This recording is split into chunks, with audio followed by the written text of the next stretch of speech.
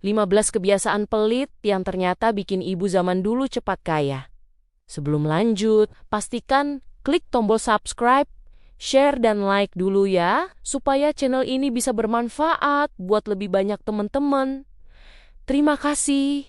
Yuk, kita lanjut deh. Apa kabar ibu semua? Moga sehat-sehat terus ya. Ibu-ibu zaman sekarang sering dibilang boros, padahal kalau ditanya dompetnya isinya lebih sering kosong daripada saldo. Harga kebutuhan naik pelan-pelan tapi pasti, belanja serasa cuma numpang lewat. Dan lucunya yang sering disalahkan itu ibu. Bukan harga cabai yang lebih emosional dari sinetron. Disinilah cerita tentang kebiasaan pelit ibu zaman dulu, jadi terasa menohok tapi ngena.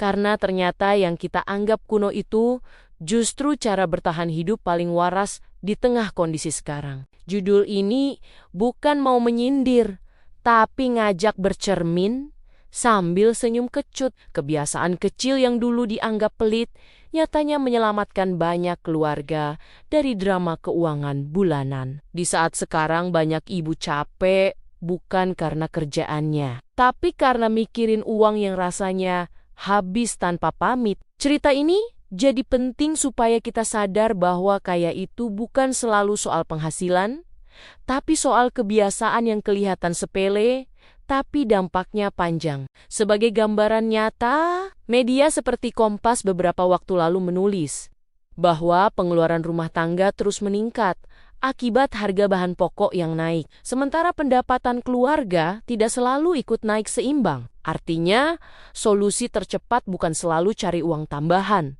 tapi belajar menahan kebocoran kecil yang sering kita anggap wajar. Dan disinilah kebiasaan ibu-ibu zaman dulu jadi relevan lagi, bukan untuk nostalgia, tapi sebagai senjata bertahan hidup versi ibu rumah tangga yang diam-diam kuat. Kebiasaan pertama itu masak sendiri walau capek. Ibu zaman dulu habis beberes rumah, ngurus anak, kadang masih sempat ke kebun atau jualan kecil-kecilan.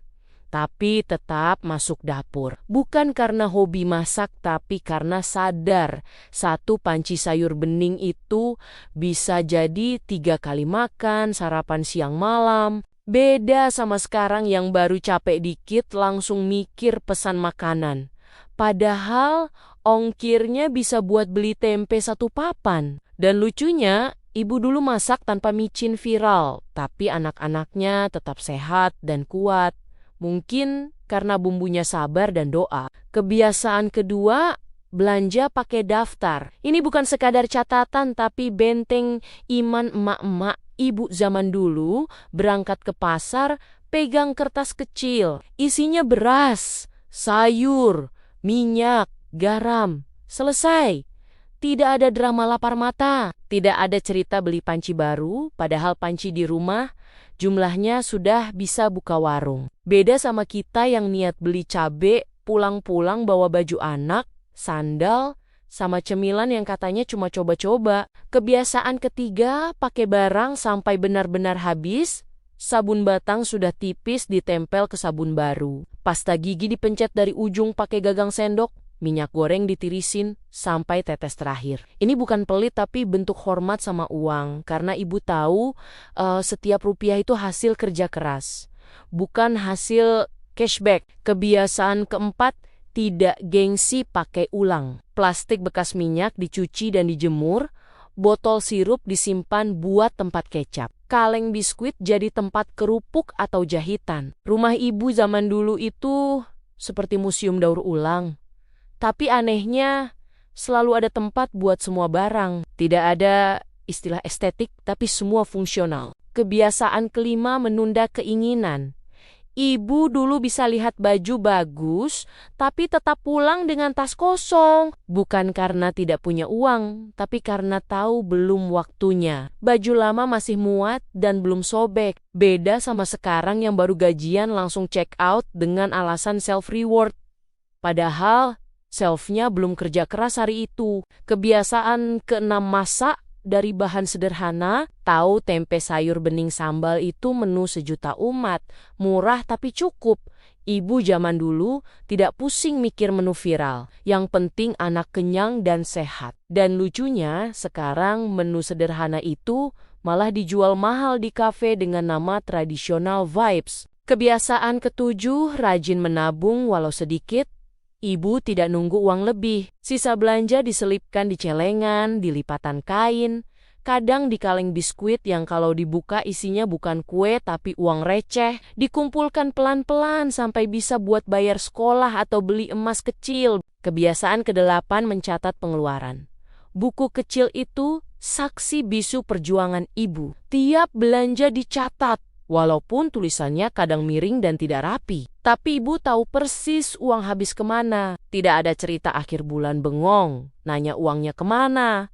Padahal yang belanja juga dirinya sendiri. Kebiasaan ke-9, memperbaiki sebelum membeli. Sandal putus dijahit, kipas rusak dibenerin, rice cooker mogok dicoba colok ulang berkali-kali sambil berdoa. Selama masih bisa dipakai, ibu tidak akan ganti. Karena barang lama itu sudah tahu karakter, tidak rewel dan tidak minta upgrade. Kebiasaan ke-10, tidak ikut-ikutan. Tetangga beli televisi baru, ibu tetap nonton yang lama. Teman arisan ganti sofa, ibu masih setia sama kursi kayu. Bukan karena tidak mau maju, tapi karena tahu kebutuhan tiap rumah beda. Ibu tidak hidup untuk lomba pamer. Kebiasaan ke-11, mengajarkan anak hidup sederhana. Anak dibiasakan bawa bekal, bukan malu tapi bangga. Diajari jaga barang, sepatu sobek, bukan langsung ganti, tapi ditambal. Anak diajarin nilai barang bukan dari harga, tapi dari fungsi. Kebiasaan ke-12, masak secukupnya. Ibu tahu takaran keluarga, tidak berlebihan. Sisa nasi dijemur jadi nasi goreng, atau digoreng jadi rengginang. Tidak ada cerita makanan terbuang. Karena mubazir itu dosa, kata ibu sambil melirik panci. Kebiasaan ke-13, pegang uang sendiri. Ibu tahu kondisi keuangan rumah. Tahu kapan harus irit dan kapan boleh longgar. Bukan curiga sama suami, tapi supaya rumah tangga tidak kaget kalau ada kebutuhan mendadak. Ibu itu bendahara tanpa gelar, tapi penuh tanggung jawab. Kebiasaan ke-14, lebih pilih fungsi daripada gaya. Tas tidak harus mahal, yang penting kuat. Baju tidak harus tren, yang penting nyaman. Rumah tidak harus besar, yang penting hangat. Ibu zaman dulu itu minimalis sebelum kata minimalis jadi mahal. Kebiasaan ke-15, selalu bersyukur.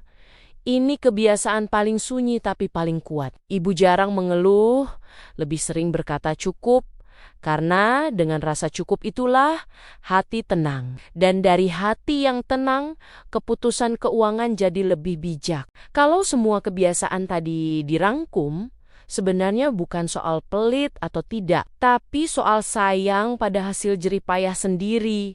Karena uang belanja itu bukan jatuh dari langit, tapi hasil dari banyak doa, tenaga, dan kadang emosi yang ditahan di dapur sambil masak. Ibu zaman dulu paham betul.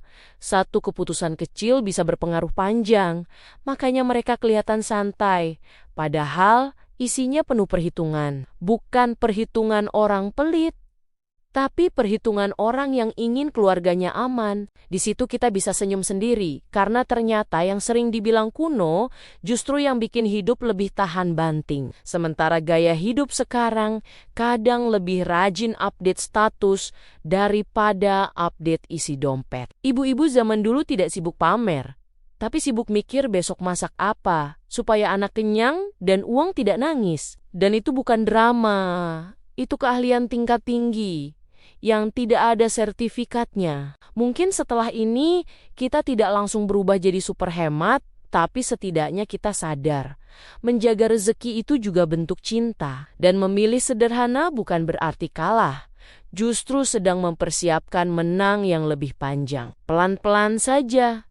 Sambil senyum, sambil masak, sambil percaya kalau kebiasaan baik sekecil apapun, kalau dijaga, bisa jadi bekal besar untuk masa depan keluarga. Demikian, terima kasih sudah mendengarkan ceritaku kali ini. Sampai ketemu lagi di cerita-cerita berikutnya. Tetap semangat ya ibu-ibu semua.